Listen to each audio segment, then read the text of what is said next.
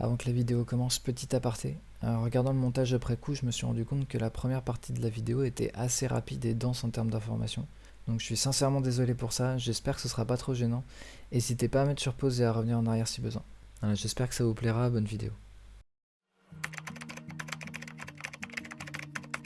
Et bonjour à tous, bon vous l'avez vu dans cette vidéo, je vais vous parler de stéréotypes, de préjugés et de discrimination.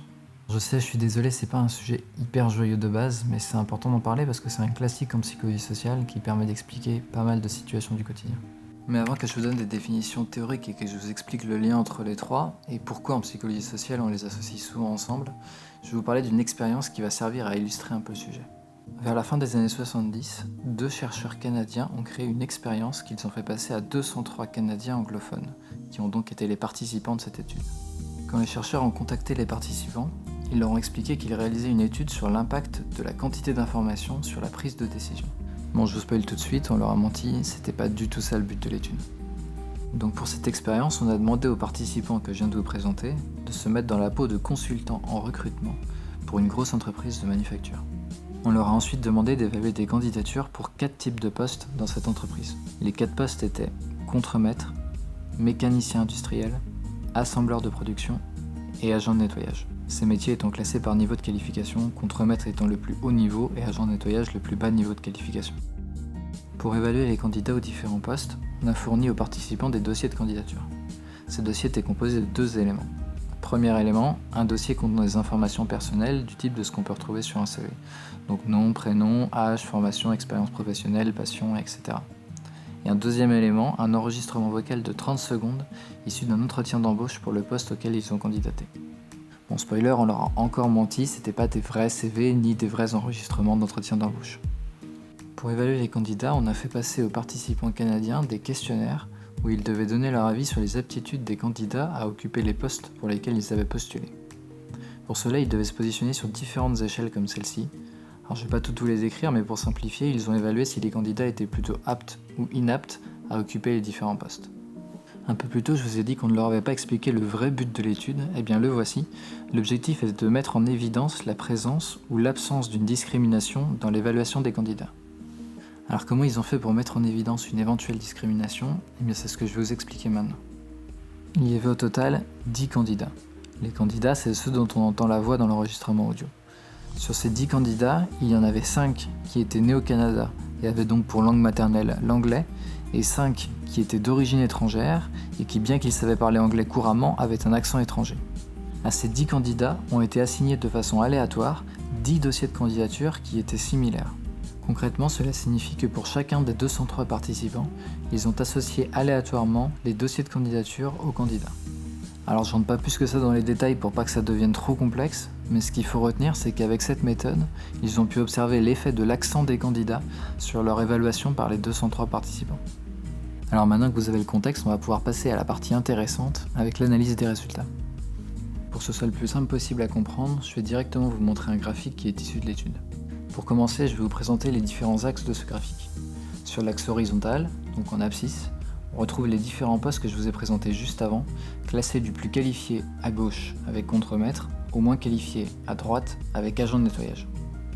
Sur l'axe vertical, donc en ordonnée, on retrouve l'échelle d'aptitude des candidats vis-à-vis de ces postes, avec tout en haut un niveau d'aptitude fort et tout en bas un niveau d'aptitude faible. Dans ce graphique, on va retrouver 2 tracés qui correspondent au type de candidat. En rouge, les candidats canadiens anglophones, donc sans accent, et en jaune, les candidats étrangers avec un accent. Grâce à ces 2 tracés, on va pouvoir voir s'il existe des différences entre ces 2 types de candidats dans l'évaluation qui a été faite de leur aptitude à occuper ces 4 postes. Bon, dans un monde logique, on devrait s'attendre à ne voir aucune différence puisque la présence d'un accent étranger n'influe pas sur les performances pour ces types de postes. On va commencer par regarder les résultats pour contremaître, le poste avec le plus haut niveau de qualification. Et ce qu'on peut déjà observer, c'est qu'il existe une différence dans l'évaluation. Les candidats canadiens anglophones étant jugés plus aptes à occuper ce poste que les candidats avec un accent étranger. Si on regarde la suite, on peut voir que l'écart diminue petit à petit avec la baisse du niveau de qualification des postes. Jusqu'au niveau de qualification le plus bas, agent de nettoyage, où on observe même une inversion, puisque cette fois-ci ce sont les candidats avec un accent étranger qui sont jugés plus aptes à occuper ce type de poste que les candidats canadiens anglophones. Donc si on veut résumer les résultats de cette étude, on peut voir que pour le poste le plus qualifié, donc contremaître, Les candidats canadiens sont jugés plus aptes que les candidats étrangers. Et pour le poste le moins qualifié, à savoir agent de nettoyage, c'est l'inverse cette fois-ci, ce sont les candidats étrangers qui sont jugés plus aptes par rapport aux candidats canadiens. Cette étude permet de voir les effets d'une discrimination et de mieux se rendre compte de leur impact. Parce que la discrimination, c'est vrai qu'on en entend souvent parler, on sait tous que ça existe, mais c'est parfois difficile de l'identifier de manière objective. Sachant que dans ce cas précis, c'était bien sûr un exemple fictif dans le cadre d'une étude, mais je vous laisse imaginer les conséquences que ça peut avoir dans la vie de tous les jours. 2 précisions importantes à faire. On pourrait tenter de se dire que les participants étaient sans doute tous des racistes en puissance. Ce n'était pas le cas. C'était des étudiants en commerce, en communication et en psychologie tout à fait lambda.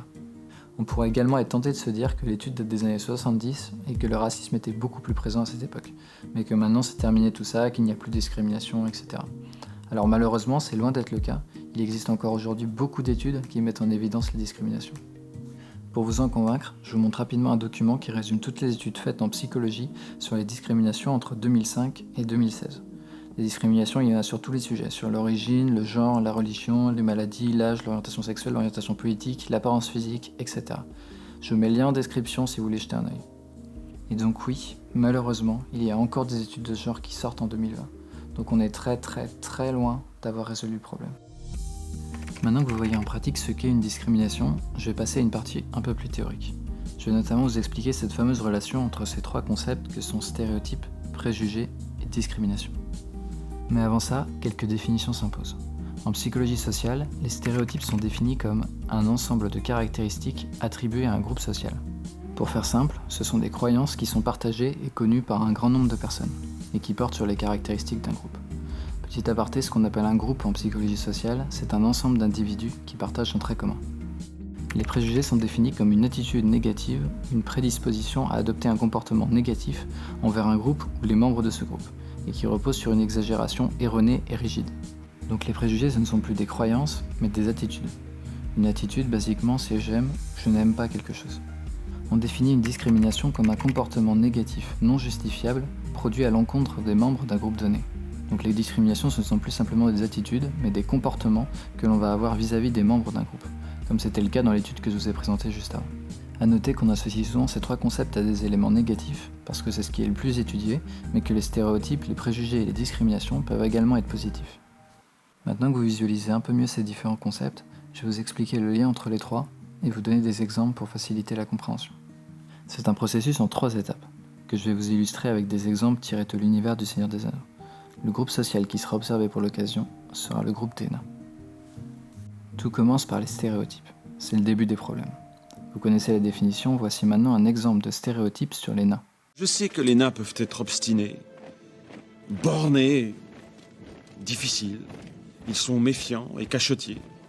Ils ont les pires manières qu'on puisse imaginer. Bon, vous avez entendu Bilbon. Les nains peuvent être obstinés, bornés, difficiles, méfiants, cachetiers, ils ont de mauvaises manières. Tout ça, ce sont des stéréotypes. Ce sont des croyances que l'on a et que l'on va attribuer à un groupe. Ici, celui des nains. A noter que les stéréotypes peuvent être négatifs, comme ceci, neutres ou bien positifs. Mais ils sont aussi courageux, gentils et d'une loyauté sans faille. Sur la base des stéréotypes, on se construire des préjugés. Quand beaucoup de stéréotypes négatifs sont attachés à un groupe, on a tendance à développer une attitude négative à l'égard de ce groupe, et donc à développer ce qu'on appelle des préjugés. Voici un autre exemple. Je n'aime pas les nains. Je n'aime pas les nains. Cette notion de j'aime ou je n'aime pas, c'est une attitude, ce qui aboutit ici à un magnifique préjugé. Cet exemple est parfait parce que pour justifier son attitude vis-à-vis des nains, Beorn va donner des stéréotypes négatifs qui leur sont associés, ce qui vous montre le lien entre les deux. Ils sont cupides et aveugles. Aveugles face à toute vie qu'ils estiment moindre que la leur.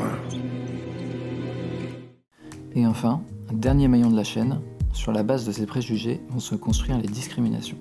C'est en quelque sorte la transformation de nos attitudes en actes bien concrets. C'est l'étape finale et le résultat qu'on observe souvent à l'arrivée.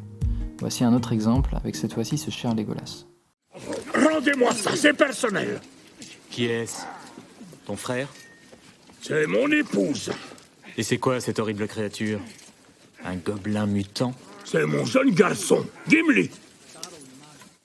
Là on voit que plus qu'une attitude, Legolas fait preuve d'un comportement qui est discriminatoire. puisqu'il est d'une condescendance et d'un mépris assez violents envers ce pauvre Glowin qui n'avait pourtant rien demandé. Ce n'est pas seulement qu'il n'apprécie pas les nains, c'est qu'il le montre en adoptant un comportement pas franchement respectueux. Alors quelle conclusion tirer de tout ça ? On a vu que finalement, tout partait de simples stéréotypes, qui ne sont d'ailleurs pas nécessairement faux puisqu'ils peuvent posséder un noyau de vérité. Le problème des stéréotypes, c'est qu'ils représentent une généralisation abusive. En appliquant des stéréotypes à un groupe, on place tous les membres de ce groupe dans le même panier, et on supprime toute individualité. Pourtant, chaque membre d'un groupe est unique et est susceptible de ne pas correspondre aux stéréotypes associés à son groupe. On peut donc être amené à avoir des préjugés contre une personne, et même à la discriminer, alors qu'elle ne présente aucun des stéréotypes pour lesquels on n'apprécie pas son groupe, et alors qu'au final, on pourrait très bien apprécier cette personne si on prenait la peine d'apprendre à la connaître.